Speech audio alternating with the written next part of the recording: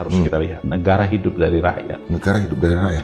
82% uang negara dari uang rakyat. Sumber dalam kita ditelan semua sama oligarki. Oligarki dalam istana, oligarki swasta, oligarki pemerintah yang memakan uang negara, dan rakyat diminta bayar pajak. Rakyat ngemis pada pendidikan yang mahal. Rakyat ngemis pada kesehatan yang mahal. Rakyat bahkan frustasi nyari kerja. Bayangin aja. Terus kemudian tugas tanggung jawab negara itu apa?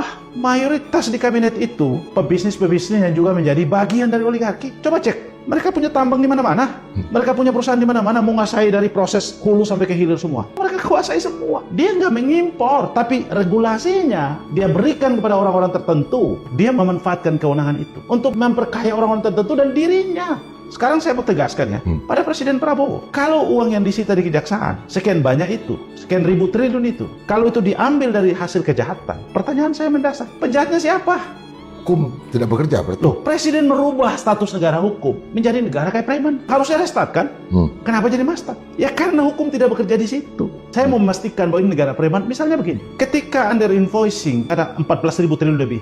Pertanyaan saya, loh kenapa ada orang melakukan kejahatan yang begitu serius merugikan keuangan negara puluhan ribu triliun? APBN berapa kali lipat loh? Kok nggak ada penjahatnya yang ditangkap? Nggak ada yang dikejar ya? Berarti penjahatnya pejabat, penjahatnya kaki tangan oligarki. Ya siapa? Oknum anggota TNI, pejabat ya, perwira ya, ya jenderal ya, oknum jenderal polisi, ya pejabat-pejabat menteri segala macam, orang kaki tangan istana, orang partai politik, sampai pada urusan dapur MBG aja mereka ambil. Aku bisa bayangkan rakyat dapat apa? Ampas. Ampas. Terus kita mau bicara bernegara, ya harus revolusi. Revolusi pasal 33 itu harus dilakukan dari apa? Mulai kita bongkar sistem pemilu kita yang busuk ini, monopoli partai, pemilu yang amburadul, yang busuk, manipulatif, bongkar semua. DPR yang luar biasa kekuasaannya powerful bang, dia powerful dalam memilih pejabat, menentukan pejabat, tapi tidak powerful dalam melakukan pengawasan.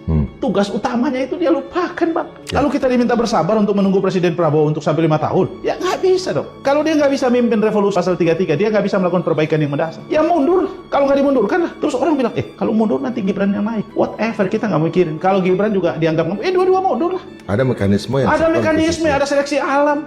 Kenapa? Ada triumvirat juga kan? Iya dong. Kita nggak usah berpikir membebani pikiran kita. Sekarang harus ada keberanian kita untuk menuntut siapapun yang berjanji di hadapan rakyat untuk memenuhi janjinya. Sekarang hutan Kalimantan dibabat, hutan Sumatera dibabat, hutan Papua dibabat untuk kelapa sawit semua. Produser kelapa sawit, saya tanya bang, berapa UMKM yang ngurusin hutan itu? Zero.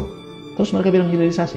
Bangsat semua itu, pejabat-pejabat itu, bajingan semua itu. Dia bilang hilirisasi. Saya mau tanya, hilirisasi nikel hasilnya apa, Bang? Di mana industri kita tumbuh? Industri manufaktur kita tumbuh di mana? Nggak ada, omong kosong semua. Toh hilirisasi juga ujung-ujungnya yang makan konglomerat juga.